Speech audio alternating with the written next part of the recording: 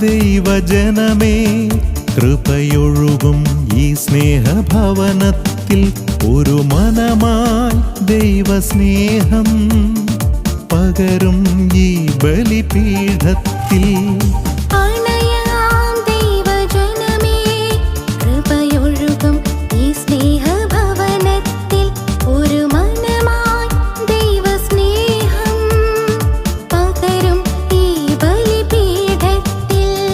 സ്നേഹത്തിൻ ജ്വാലയായി തീരാം കരുണ തൻ നിറകുടമാകാം ഒരുമ തൻ കാഹളമോദാം